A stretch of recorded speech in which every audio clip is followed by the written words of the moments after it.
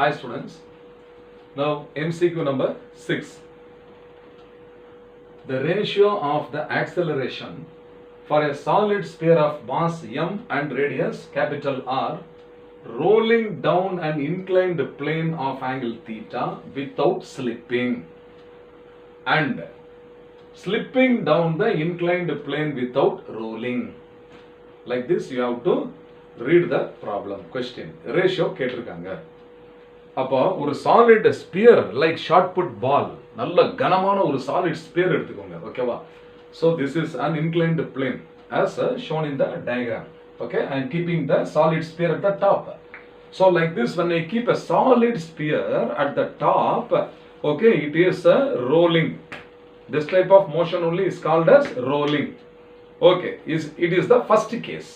So when the ball is rolling like this, what will be its acceleration? We have derived an expression in the theory class, regular class. So it is g sin theta divided by 1 plus k square by r square. Next time, second time, it is slipping, okay, without rolling. Suppose it is not rolling, it is sliding like this. It is slipping, means it is sliding without rolling. So what will be its acceleration? We have derived this also already. It is equal to what? Just g sin theta. Is it not? Okay.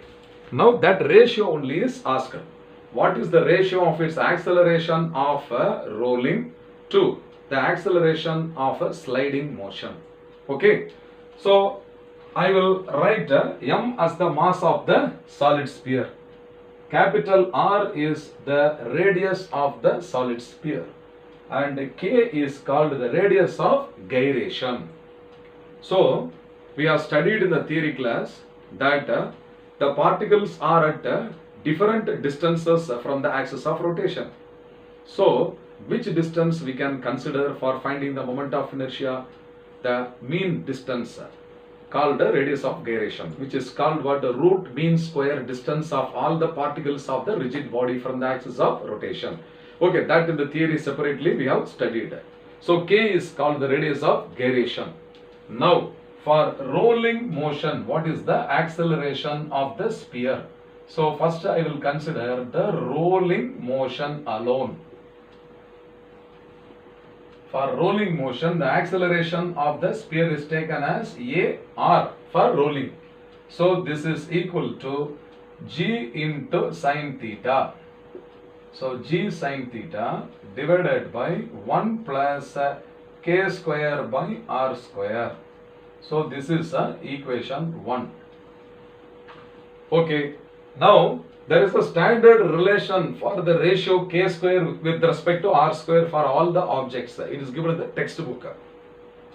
So if you want to appear for the competitive exams, you should know the ratio of k square by r square. Okay, for all these objects. Now for the sphere, for a solid sphere,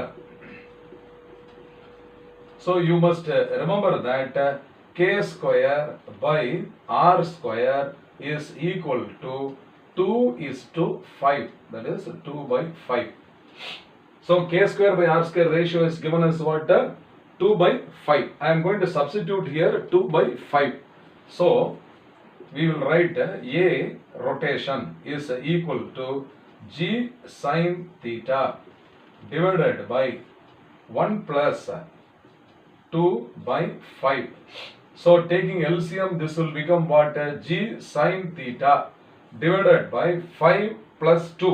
So this is what? 7 divided by 5. Okay, 7 divided by 5. Or A rotation is equal to, this 5 is going up. So 5 times g sin theta divided by 7. So this is the expression for the acceleration of the solid sphere when it is rolling without slipping or sliding. Only rolling motion. Okay, this is equation 2. Let us take. So like this, now for sliding motion, okay, for sliding motion without rolling, okay, when you consider the sphere is sliding without rolling, its acceleration is A, sliding is AS. So this is just equal to what? G sine theta. This is equation 3.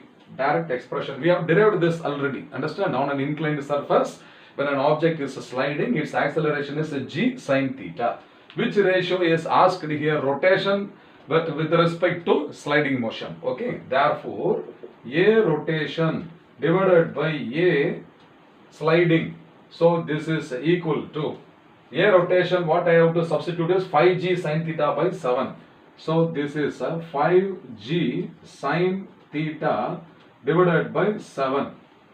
Okay. So divided by A, yes, I have to substitute, is it not?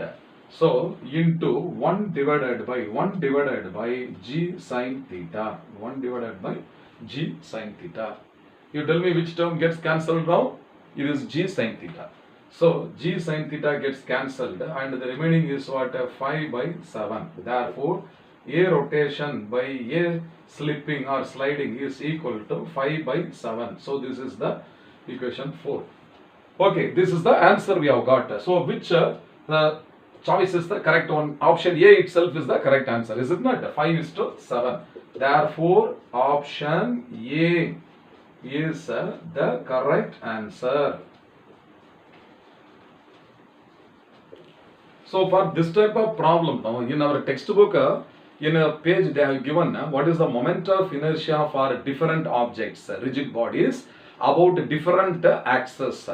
Okay, and the ratio of k square and r square is given. Please be thorough with at least some of the standard objects. Okay, fine. I hope you must have understood.